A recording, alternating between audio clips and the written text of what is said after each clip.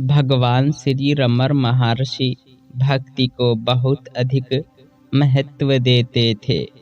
महर्षि रमण के अनुसार भक्ति आपको बहुत ही सहज रूप से आत्म साक्षात्कार कराने की सामर्थ्य रखती है। भक्ति है ईश्वर में पूर्ण समर्पण, और ईश्वर आत्मा और गुरु भिन्न भिन्न नहीं है। भगवान रमण महर्षि भक्ति के 10 गुणों का वर्णन करते हुए कहते हैं, भक्ति क्या है? जिस प्रकार अंकुर फल वृक्ष से नीचे गिरकर उससे पुनः मिल जाता है, अथवा लोहे का एक टुकड़ा चुंबक की ओर आकर्षित हो जाता है, उसी प्रकार संकल्प उदय होकर अपने मूल स्रोत में विलीन हो जाते हैं। यही भक्ति है।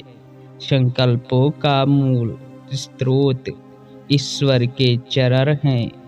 उनके श्री चरणों में प्रेम ही भक्ति है। भक्ति का फल प्रभु के श्री चरणों के अनुभवातीत आकाश में भक्ति का सघन मेघ उत्पन्न होकर आनंद की वर्षा करता है तथा मन के सरोवर को लबालब भर देता है। केवल तभी सदैव व्यर्थ के पुनर्जन्मों में जाने वाला जीव अपने वास्तविक लक्ष्य की प्राप्ति करता है। भक्ति का उचित स्थान कहाँ है? उन देवताओं की भक्ति जिनका आरंभ है तथा अंत है, वे फलों का परिणाम भी उसी प्रकार आरंभ तथा अंत में होगा। अनंत आनंद हेतु भक्ति को उसके स्रोत अर्थात शाश्वत आनंद पूर्ण प्रभु के श्री चरणों में लगाना होगा। भक्ति केवल अनुभव का विषय है, शब्दों का नहीं।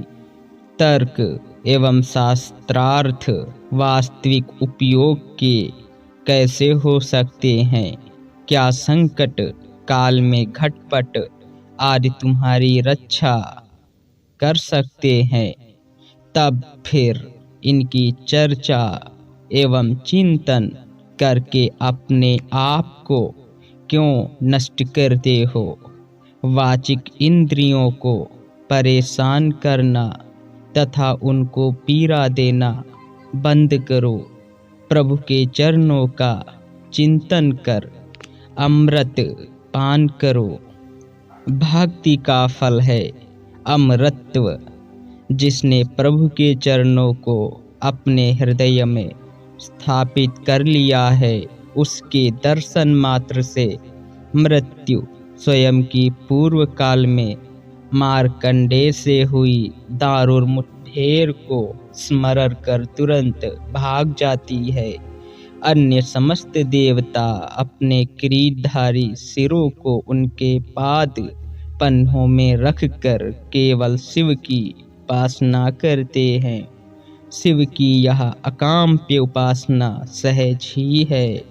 मुक्ति देवी उनकी संगिनी सदैव ही उनका अंग बनकर रहती हैं। यदि केवल भक्ति है तो जीव की परिस्थितियां उसे प्रभावित नहीं कर सकती।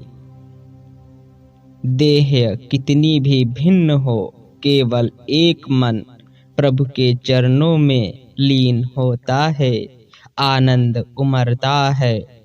सदैव समर्थ भक्ति जहाँ जिस प्रकार भी हो, केवल मन को परमात्मा में विलीन करो। यही योग है, यही आनंद है। अथवा योगी अथवा आनंद मूर्तिमान है। कर्म योग भी भक्ति है। पुष्पों तथा अन्य बाहरी पदार्थों से परमात्मा की उपासना कष्टदायक है। केवल एक पुष्प हृदय को शिव चरणों में लगाकर शांत रहो। इस सरल बात को ना जानकर इधर उधर भटकना कितनी मूर्खता है, कितने दुख की बात है। यह कर्मयोग जीव के संसार को समाप्त कर देता है। भक्त किसी भी आश्रम का हो, केवल एक बार स्मरण कर लेने से शिव भक्त के संसार के भार को स्वयं अपने ऊपर लेकर उसे मुक्त कर देते हैं। भक्ति ही ज्ञान है। मन का अपने आप शिव चरणों में नष्ट हो जाना ही भक्ति है। अविद्या लुप्त, ज्ञान मुक्ति। हरि ओम तत्सत।